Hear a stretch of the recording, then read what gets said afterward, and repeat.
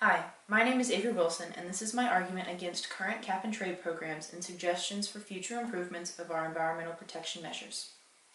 Our actions on climate change reform are extremely minimal, and the few existing programs such as cap-and-trade are extremely ineffective. Cap-and-trade programs allow companies to buy and sell emissions allowances from companies that under-emit, permitting the larger companies to continue polluting as much as they did before, rendering the program effectively useless. North American government's focus on profits from fossil fuels has led to the refusal to pass effective climate change combating legislation. Sherry Diner, a member of the William and Mary Law Review, has regarded this lack of necessary legislature as a shove in the direction of further environmental degradation and will eventually lead to some natural systems being irreversibly damaged. When fossil fuels are burned, carbon dioxide is released into the air and absorbed by the oceans, leading to excessive ocean acidification, leading to the reduction of phytoplankton, which are believed to supply the majority of breathable oxygen within our troposphere.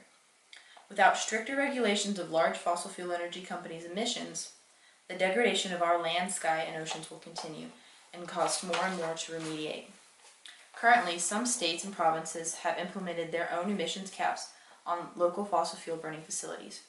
However, Mark Winnefield, a writer for the History Behind the Headlines, suggests having state and regional cap and trade systems may make their integration with each other in these emerging international systems more difficult in the long term.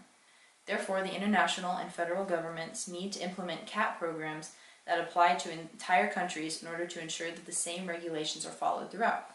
In addition, an intensity-based cap program would be more beneficial instead of the present cap and trade, because it eliminates larger companies' ability to purchase emissions allowances from the companies who under-emit.